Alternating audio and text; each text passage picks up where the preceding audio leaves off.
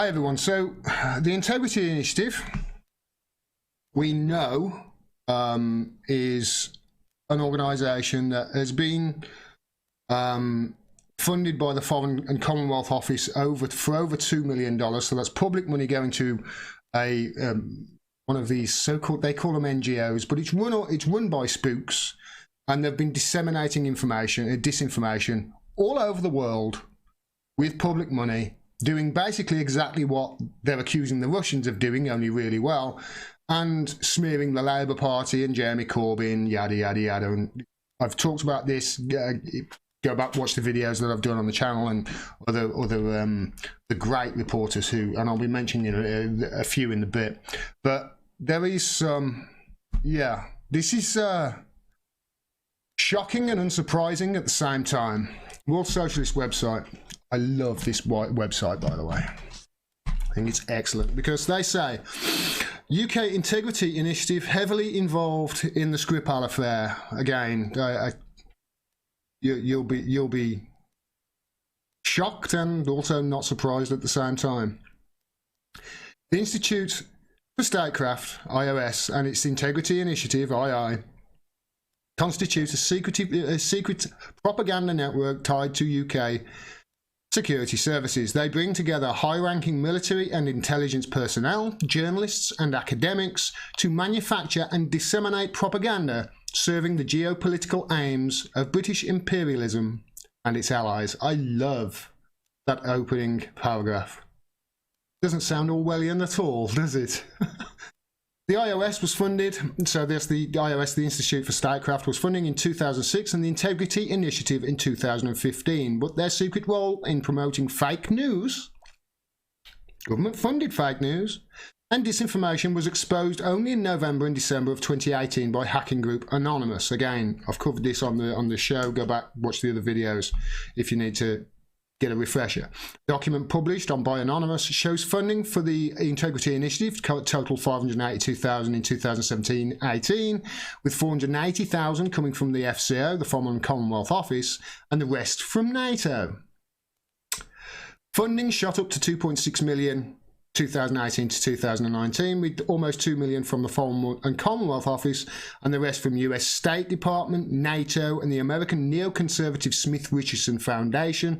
Facebook, which plays an integral role in imposing censorship on behalf of US imperialism, donated £100,000. So that's just an overview, if you haven't been caught up with this, on who the Integrity Initiative is. This is an Orwellian nightmare, to be quite honest. Again, I say, like I said before I started this video in the live stream, I'm going to be reading all of this because it's juicy. The Working Group on Syrian Propaganda and Media, WGSPM, produced a briefing on the Integrity Initiative last month, documenting the role played by leading figures in the UK Ministry of Defence, US Army and senior intelligence figures. It noted, quote, the involvement of these senior officers from military intelligence and information warfare units suggests that the MOD, rather than the Foreign and Commonwealth Office, is driving the Integrity Initiative programme. That does seem to be the case.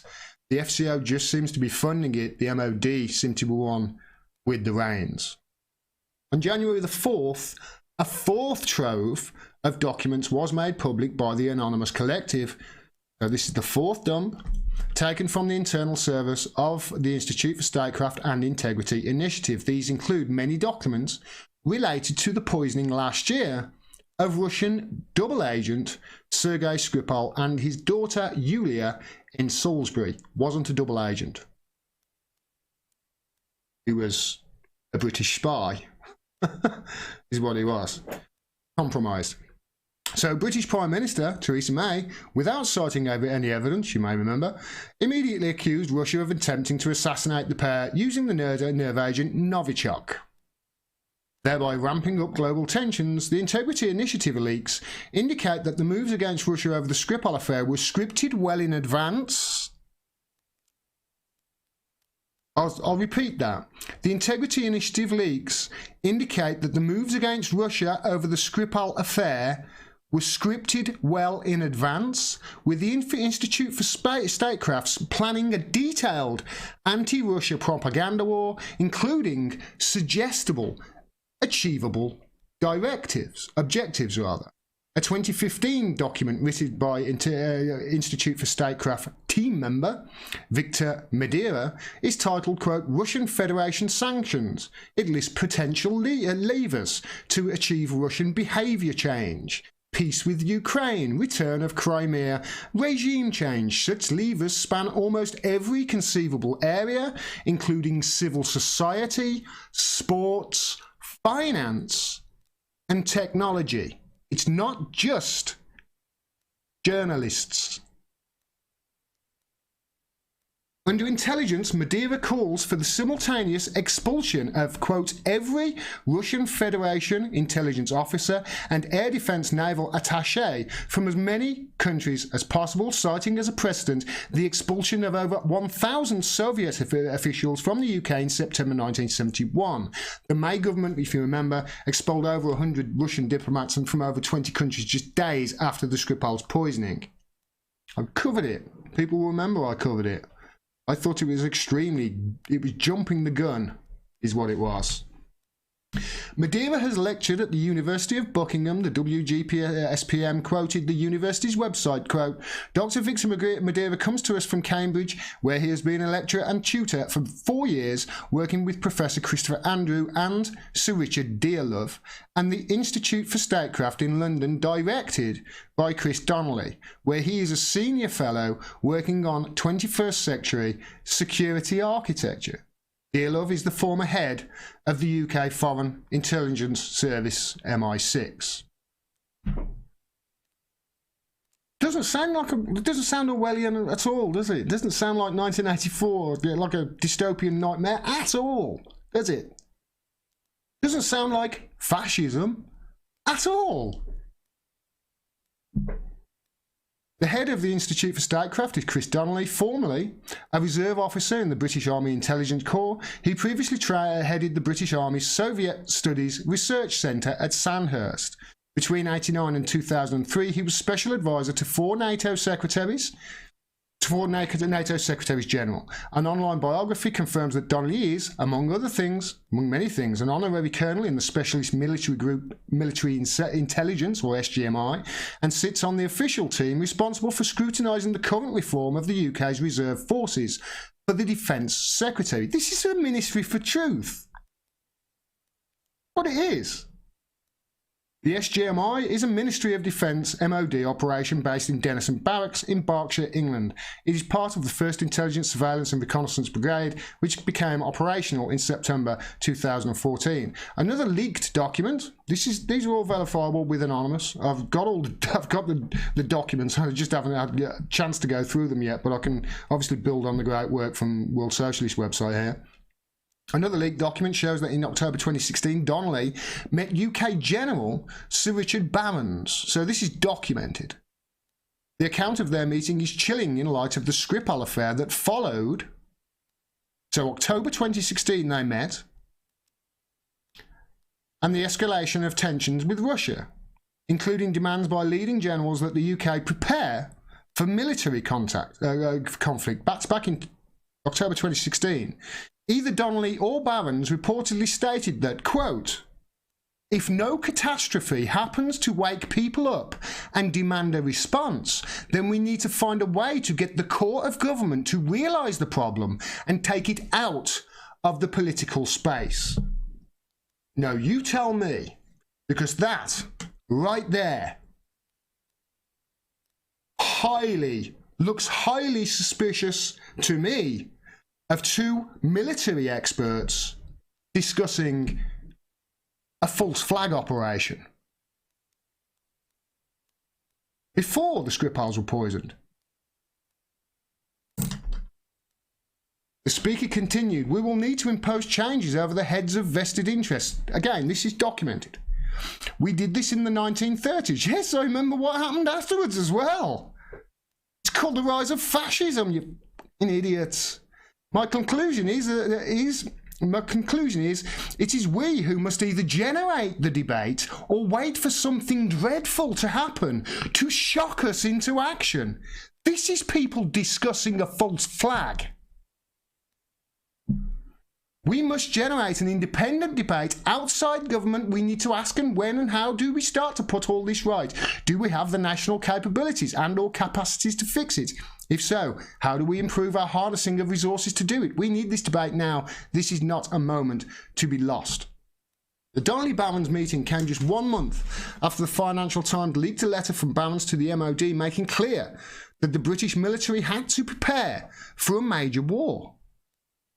In his letter, Barron's demanded the upgrading of military intelligence hardware, capabilities and personnel necessary to prosecute and extend air, land and sea confrontation against heavily armed state opponents, particularly Russia. This is astounding. Just days after the poisoning of the Skripals, the Institute for Statecraft proposed, days after, that the Foreign and Commonwealth Office, quote, study social media activity in respect of the events that took place, how news spread, and evaluate how the incident is being perceived. Not well, was the answer, I am sure, especially if they looked at my Twitter feed. In various countries, within days, the integrity initiatives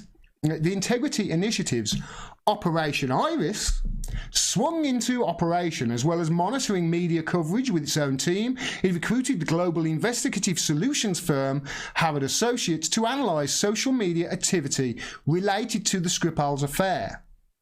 On March 11th, just 7 days after the poisonings, the Integrity Initiative set out what it called the necessary, quote, narrative. It declared, quote, Russia has carried out yet another brutal attack, this time with a deadly nerve agent or on someone living in Britain. And that's what they said the narrative was going to be. The May's government account of how the Skripals came to be poisoned was shot through with inconsistencies. It changed multiple times. No evidence whatsoever at all, from what I can tell. None actual evidence. And with the wider public increasingly sceptical, I ask everybody about it. I still have yet to meet anybody who believes that official story. As its ever-changing story, the Integrity Initiative raised concerns that the government was, quote, far too weak, declaring it's essential that the government makes a much stronger response this time. This time? I'm sorry I'm reading a lot, but as I'm sure you will agree, this is astounding. It proposed 11 possible realistic first actions, including such authoritarian measures as banning Russian state news services RT and Sputnik from operating in the UK. And what's happened recently? Oh yes, RT and Sputnik are being talked about of being banned in the UK, and there's loads of complaints against them, which was started by the Integrity Initiative and organisations like them. Manufactured that. Its first demand was to publicly attack the Putin government with a barrage of propaganda, quote, through regular media, social media, and with the assistance of specialists such as those at the Institute for Statecraft. A number of senior journalists at the BBC, Times, Sunday Times, Guardian, and Financial Times are listed as supportive on the II in an earlier leaked document, and I showed this on previous videos. There was a big list of them, and there are multiple countries. I think there were 20-odd countries or something like that this spreads over. These media outlets each played a central role in disseminating government propaganda through the Skripal affair. The named journalists include Darren Aronovich, Dominic Kennedy from The Times, Natalie Nougayrade, sorry if I butchered your name, and Carol Cadwallader of The Guardian. You can add other names that we know that have been attached to the Integrity Initiative as well, from people who were at The Guardian, specifically James Ball. I think there was Ben Cohen as well. He writes for The Guardian, doesn't he? And Ben Nimmo. You know, these people, they've all been paid for by the Institute for Statecraft. How deep does this rabbit hole go? Yeah, none of the mainstream media seemingly are actually telling the truth about anything over the last year, seemingly. Are they all? Are they all sold out to this Orwellian nightmare? I'll continue. Sorry, I've forgotten where I was there. Carol Cadwalader at The Guardian, Edward Lucas at The Economist, Neil Buckley at The Financial Times, and Jonathan Marcus at the BBC. Another figure who has played a central role for Integrity Initiative is security consultant Dan Cazzetta. Invoices from the consultancy revealed he was paid over £2,000 to write anti-Russian articles published by the Integrity Initiative. These include a puff piece on Porton Down, the UK's chemical weapons laboratory, which has the capability to produce Novichok and is 8 miles away from where the Skripals are poisoned. Not a coincidence at all. Well, at least that's not according to this guy, because he said his piece insisted that Porton Down, located just a few miles from Salisbury, could not possibly have anything to do with the presence of Novichok in Salisbury. Could that be possible? And obviously I reported at the time they had just finished the largest ever weapons drills, chemical weapons drills ever in British army history. They had just finished them within 24 hours of that happening with the Skripals. These are things that, you know, little key points that the mainstream media miss out. I'm pretty sure I said in another video that I covered the Integrity Initiative of, I wouldn't be surprised if this was all intertwined with the Skripal affair. We know, and I've reported how the Skripal affair is linked to Christopher Steele from MI6, who compiled the Steele dossier, the PP dossier, the PP tape on Donald Trump. And I've done videos on that. What do I say? No such thing as a coincidence. It's not just that. As you can see, they're through regular media, social media, they're going through, you know, all sorts of jobs to try and disseminate this crap. Yasha Levine caught this as well. Interesting. UK government propaganda cut out in Integrity Initiative, which has been caught smearing Labour and journalists. Try getting funding for a Tor project initiative called Expose Network, and you can see here's the link. I've got these set up actually. So here's the proposal. Here's all the lists of funding that they've asked for the Tor projects, and here it is here. Tor study for Expose Network. Unsuccessful bid, so that didn't go through. But they're trying to expose the Tor network. They're trying to make the Tor network, which is there to one of the primary forces of Tor. Watch. Tor was originally designed, implemented and deployed for third-generation onion routing project of the Naval Research Laboratory. It was originally developed with the US Navy in mind for the primary purposes of protecting government communications, because it can be made secure. It's not 100% secure, it's near as damn it, and with some tweaks you can get there. Today, it is used every day for a wide variety of purposes by the military, journalists, enforcement officers, activists, and many others. That's what it's there for. And now they're asking for funding to try and go and be able to figure out a way of exposing this network and be able to trace people's communications on it. This is the Ministry for Truth. Look, the normal people use Tor. Normal people. But they're just ploughing ahead with our Orwellian, we need to monitor everything. We need to monitor everything and manufacture everything. This is not a democracy. This is not a democracy. This is Operation Mockingbird on fucking steroids. That's what it is. For those of you who don't realise, Operation Mockingbird, this is Wikipedia. I know there's a lot of stuff on Wikipedia that's not true. Just go to the page about Vanessa Beeley and you'll see. Because of Philip Cross, who, by the way, also attached to the Integrity Initiative. Like I say, there's so many things intertwined here. Operation Mockingbird, it says here, is a large-scale program of the United States Central Intelligence Agency that began in the 50s, attempted to manipulate news media for propaganda purposes. It funded student cultural organisations and magazines as front organisations. What on earth is all this if it is not Mockingbird on steroids?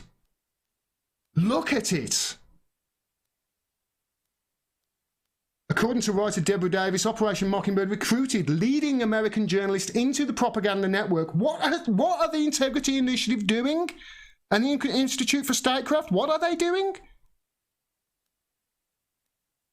and oversaw the operations of front groups. Really? What front groups are... TFR Labs. CIA support of front groups was exposed after 1967 ramparts. So there are also front groups on the ground as well to cause trouble and start coups, etc. In the 1970s, congressional investigations and reports also revealed agency connections with journalists and civic groups. None of these reports, however, mentions name an Operation Mockingbird, but it is an operation, it's true. Project Mockingbird is mentioned in the CIA Family Jewels report, compiled in the mid-70s. Apparently they ended that. Apparently they ended it. This is one of the examples that we know on record of the CIA talking to the president about an operation like Operation Mockingbird. Now, I've covered this in another video. For those of you who haven't seen it, I'll explain it again. Excuse me. But that's Bill Casey and Ronald Reagan. Bill Casey was Ronald Reagan's pick for head of the CIA when he when he won the presidency in 80 and was anointed in 81. And the first cabinet meeting he had with his Joint Chiefs of Staff, they had been in the job about 3 or 4 weeks, and he had this big meeting with them. And this is on record from 2 different sources. One of them was Barbara Honegger, is the lady's name, and she was an aide to one of the people in the room, and she wrote it down. And there's another source as well. So we know this is true. And what Reagan said to his chiefs of staff is, in the few weeks you've had since I've been president and I've been, anointed or whatever it's called, I've forgotten what it's called now, what have you learned? Bill Casey's reply was, well, what we've learned is the CIA's, what I'm shocked really, is the overwhelming amount of information that we get actually comes from open sources like magazines and newspapers. So they were talking about how to obviously infiltrate the news and what was going. And Reagan actually asked him at the end of the conversation, at the end of the meeting, he said, so how will you know when you have achieved your objective? To which Bill Casey replied this: we'll know our disinformation program is complete when everything the American public believes is false. I'm wondering, has a quote like that been said recently inside the Integrity Initiative at higher levels?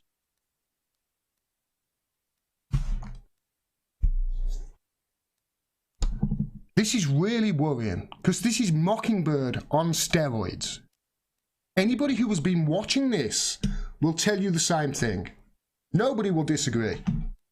Nobody independent, anyway, who's been looking at this, nobody will tell you that this is anything but Mockingbird on steroids.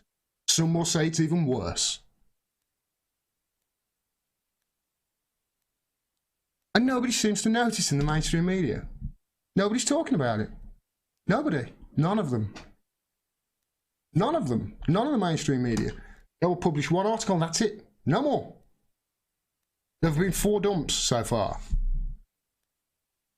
I have a feeling there's going to be more. We haven't even seen, really, the highlights of the latest dump, because they only came out 2 or 3 days ago. But none of the mainstream media are talking about it. I'm reminding of the old George Carlin sketch where he's, nobody seems to notice, nobody seems to care. It's true, not in the mainstream media anyway. However, there are journalists in this country that do care. Journalists like Piers Robinson. I've just written some down here off the top of my head. Go and research them if you don't know them at all. Piers Robinson, Mark Curtis, Vanessa Beeley, Craig Murray, Tim Hayward, Jonathan Price, and of course, George Galloway.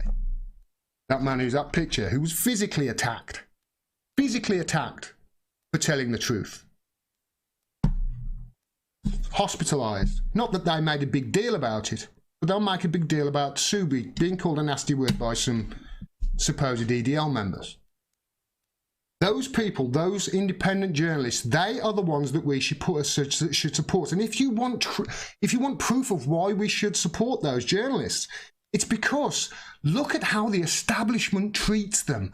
Look at how they are flinging mud at them left, right and centre. Look at how they smear these people over and over and over again. These are the people that I've just mentioned that are telling you the truth. Whereas all the other outlets just repeat whatever the Integrity Initiative tell them to say. Guardian, Times, BBC. This is Operation Mockingbird on steroids. And I'm going to keep on top of this. And I know other people are. And I fully realise that for the most part, when it comes to the Integrity Initiative, and a lot of my reporting, to be honest, I'm standing on the shoulders of giants. I'm standing on the shoulders of great reporters who do great investigative work, like the World Socialist website I just showed you. We have to fight back against this because, by the way, that is not their tagline. I have changed those two words over. Integrity Initiative's tagline, they say, is defending democracy against disinformation. I actually changed it slightly because that is closer to the truth. They are defending disinformation against democracy. This is Operation Mockingbird. It's come back. It's on steroids. And we've got to stand up and get the fuck rid of it. Thanks for watching. Please make sure you're subscribed and ring that bell below as well so you get a notification of when I drop further videos. The reason I ask that is YouTube and other social media giants have been restricting traffic to independent news outlets like mine because we tell you the truth, and they've been trying to funnel you towards corporate media outlets, the same corporate media outlets that have been lying to you for the last few decades. So if you want to keep getting the truth, please like the video, share it wide, comment as well. That really does help the algorithm. And if you can do, support us by sending a couple of bucks our way, buying us a coffee each month. We can't do this without your support, and we really do appreciate it. Thanks very much for your support. Until next time, peace and take care.